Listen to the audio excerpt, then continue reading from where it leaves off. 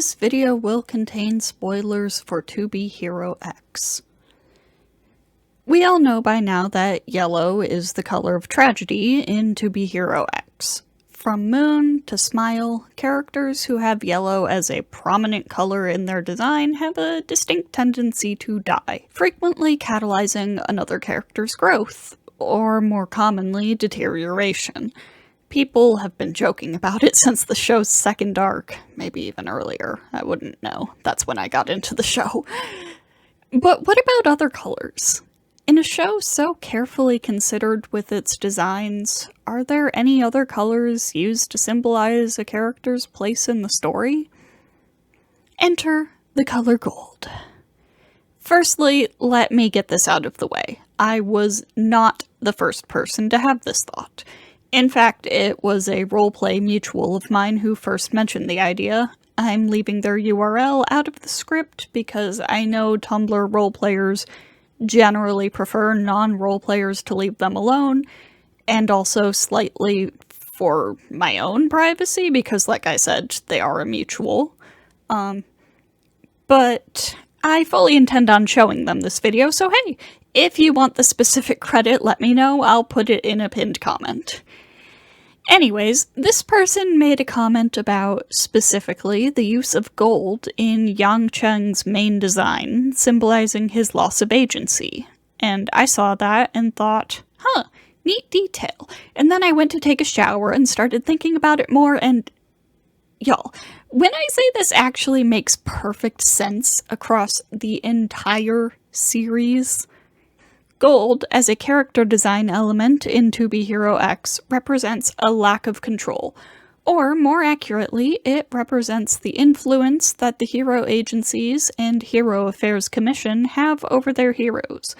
In this video, I'll be going over every single hero with gold in their design, detailing why the gold is there and what specifically I feel it represents for each one, and also covering several heroes who don't have any gold in their design and discussing why I think that is. Be honest, if you know me, you knew I was gonna start with Nice. He's also the very first hero you see when you start the show, so hey, it's not just my biases. So, Nice's costume has some gold accenting even in its most basic form. There's also a few optional pieces of gold. His fan braces and the shoulder thing. I don't know what it's called. We saw with Lin Ling in episode 2 that those can sort of materialize and dematerialize at will, and I'd love to know how that works, but that's not really the point here. So that's where the gold is on him. In the show itself, we only ever see Nice outside of his costume in flashbacks, where, of course, he shows that his main color before becoming Nice was yellow, because he needs to collect every tragedy flag. Since the day he became Nice, Shangdes had a firm grip on him, obviously. What I find more interesting about him is the frequency with which he wears the bonus gold pieces. He's almost always wearing them. Focusing on the show itself, not touching on like trailers and official art, we only see him wearing his hero costume without the extra pieces a handful of times. There's in commercials, like in-show commercials, where they're probably trying to make him look more friendly and relatable. In the flashback with Rek, where he's obviously much more comfortable and relaxed, but still wearing the costume. That's important. Right before he jumps. They vanish during his breakdown. Haha! More evidence towards my firm insistence that his suicide was something he did out of his own agency. 1 point for me. But seriously, it is plain to see that he only lacks the extra gold pieces in moments where he's being less tightly controlled. Except not really. -1 point for me, because there's one last moment where he's not wearing them. When he appears in episode 24. I've theorized previously that his resurrection is just him continuing to be used as a tool by the hero agencies, but maybe this is a point against that. I also want to talk about the symbolism of the placement of the gold, specifically the extra pieces, around the neck and wrists. These line up with some other symbolism of control specific to Nice.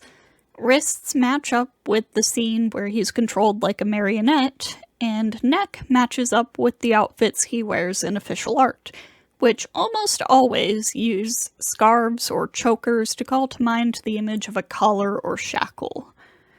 There's one last tiny point I want to touch on with Nice here, that being the gemstones he and Rek wear in their casual outfits. Both are set in a gold-colored metal. I don't think I've touched on this in a video before, but I've suspected for a while that Shang De may have been involved in Nice's life before Treeman was even a thing. I can't really see how else Nice and Rek could have been recruited for their fake hero and villain gigs, honestly. And this tiny touch of gold in their pre-Treeman designs could be indicative of that. This could also be a massive stretch, but whatever. Let's move on to the next character now.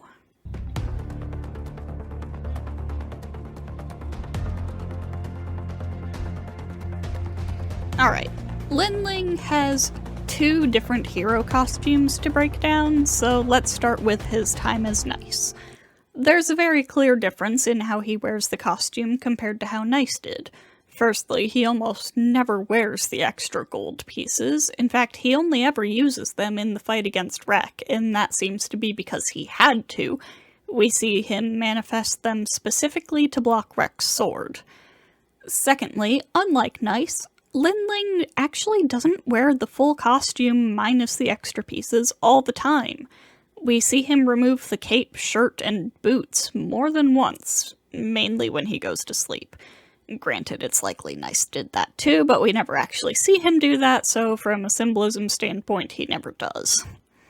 So, he's always got a bit less gold than Nice does, because Treeman doesn't have its claws in him nearly as much as they did with Nice.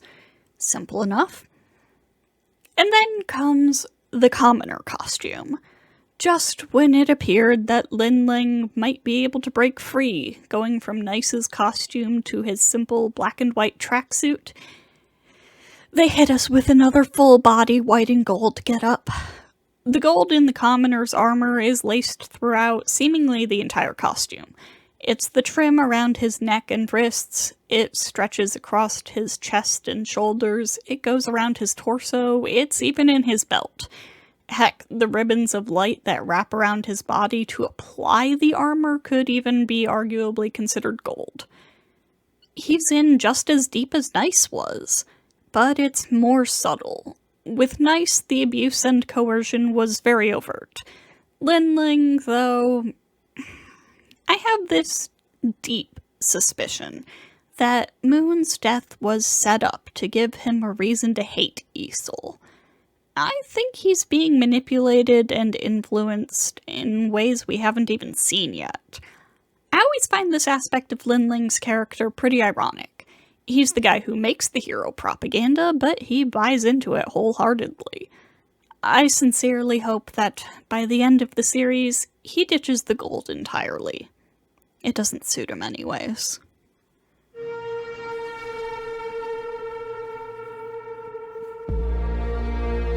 Next up, the one who brought us this idea in the first place. Yang Cheng, my beloved sopping wet kitten of a man, left out in a cardboard box on the side of the road all alone, picked up by a guy who uses abandoned kittens to do his evil deeds. This is the third time I've had to record this paragraph, by the way, and it's still very amusing to me. The most obvious thing about gold in Yang Cheng's design is that he actually didn't have any gold in his costume originally. It only comes with later iterations of the suit designed by Shang Chao, and that in itself is interesting.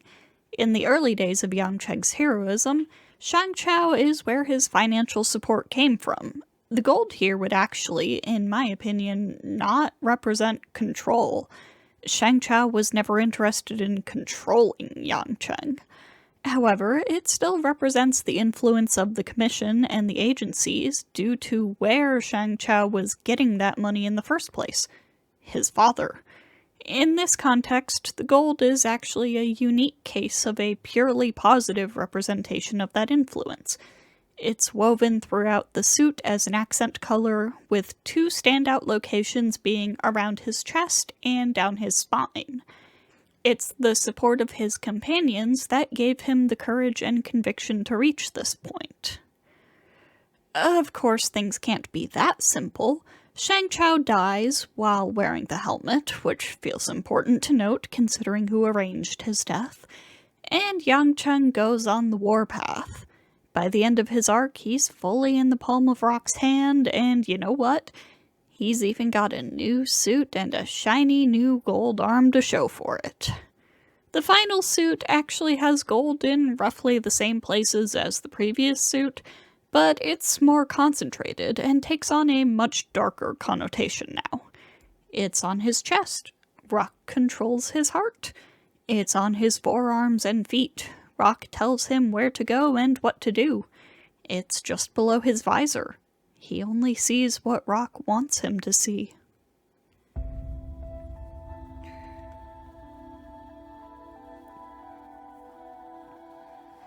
Oh, Queen is a fun one.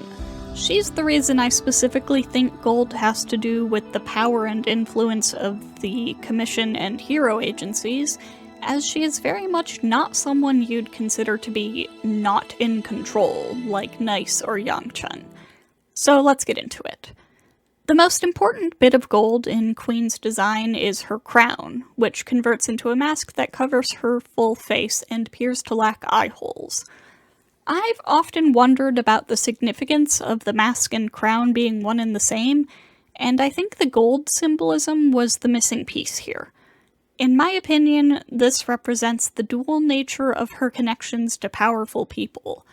On one hand, they've empowered her by giving her a leg up in the hero industry, while on the other hand, they seem to blind her to some of the shady things that happen behind the scenes. I mean, she doesn't appear to realize that it's her dad and Mickey running the Spotlight organization. That's a pretty big blind spot. Along the same lines, I want to highlight the fact that she wears two different colors of armor. The armor on her arms is gold, while the armor on her legs is silver. This might be a bit of a stretch, but I choose to read it something like this. She's stubbornly trying to walk her own path, hence the legs in silver, but she's still unwittingly doing the bidding of those above her, hence the arms in gold. Her weapon also being gold could even tie into this. The use of gold in Queen's design displays some fascinating duality that we don't really see with anyone else, and I'm looking forward to seeing where these ideas go in Season 2.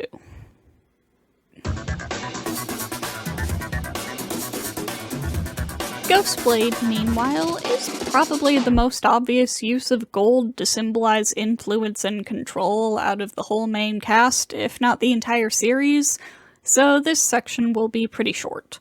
Most of the gold elements of his costume are concentrated around his neck and his mask, which just so happens to be shaped like a muzzle.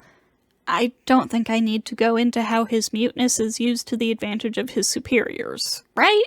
Surely we all understand that. We watched the same show. I do think there's something to be said about that muzzle-shaped mask being given to an assassin. You could call him Mighty Glory's attack dog. Again, though, not really much to elaborate on there. One other thing I do find interesting is that even after leaving MG, his costume stayed exactly the same. Now, in-universe, that could easily be explained by, well, his autism. I get it, man. You found a fit you like and you've stuck with it for 20 years. But I do wonder if it indicates that wherever he is now, he's still being lied to and taken advantage of. Nothing's really changed except who the kill orders are coming from. Now, very quickly, let's speedrun some side characters. Moon's costume has some gold detailing throughout the top, which is obviously intended to match Nice, down to having gemstones on her chest set in gold. Strips of gold wrap around her whole torso, constricting her, and those gemstones? While the whole piece might be intended to look like a flower or clover, individually they are a round piece and 4 hearts, fitting for someone bound by a fake romance. For Man's most obvious gold pieces are the armor on his legs, naturally. No elaboration needed there, I think. Likewise, Blankster's gauntlets are gold. It's pretty significant to me that his primary gold element is his weapon, which he uses to literally erase people's memories, as needed by his agency. That's kind of terrifying already, but even more so when looking at it from this angle. Enlighter has some minor gold detailing near the collar of his hero costume, which he loses when he becomes God-Eye, now being influenced by the Spotlight organization rather than the Commission. Not a hero, but Miss J's gold collar still feels worth highlighting to me. She's our first face of the hero agencies before we properly meet any of the CEOs or know anything about the Commission. Personally, I really want to see more of her and how she fits into the greater picture in Season 2, so maybe I'll come back to this then. Also not a hero, and in fact our only villain with any gold, is Lin Ling's old boss, Chung Yaojin. That tracks, considering the way Treeman seemed to have treated him, which is what led to him becoming a villain in the first place. That covers every single notable character with any gold in their design. The rest of the cast completely lacks any gold, at least as far as I can tell, and even in that there are some things I want to discuss. Not a single one of what I consider the previous generation of heroes, Old Isol, Boa, DJ Shindig, Ashung, Vortex, Phobia Clone, Smile, has an ounce of gold anywhere on their designs, as far as I can tell. They also seem to be largely less heavily influenced by the agencies and Commission than today's heroes are. X, 9, and the unnamed Tarot Card Girl are noted rebels against the system, so naturally they don't have any gold on them. Luo Li is interesting for having a fully metal costume with no gold, because of course it's made of an alien metal that nullifies trust and fear. Every inch of her costume is designed to go directly against the status quo. Dragon Boy, on the surface, feels like he should have some gold somewhere. He's been groomed and manipulated by Rock for, God, probably longer than Nice has been experiencing the same treatment from Shangde. Maybe the difference lies in Dragon Boy's carefree attitude toward all of it, or maybe it has to do with the fact that he's specifically being made into a vessel for Zero, who also lacks any gold in his design, and for good reason. He's the reason the Commission even exists. So, there we have it. This is, of course, not a completely exhaustive analysis. There's a lot of characters I skipped over entirely here that I'm sure you could get into the weeds about, and I encourage you to do so. Let me know down in the comments if you have any ideas about this whole gold symbolizing the influence of the HAC and hero agencies thing that I didn't touch on, or if you think I'm reading way too much into it, I guess. Also, if you're new here, I want to quickly say hey, and if you like TBHX, I have right here on this channel a reaction to Season 1 that I did with my friend Mary Melody, as well as a couple of shorter, less in-depth video essays about the series, so maybe you'll want to check those out. This is also my second channel.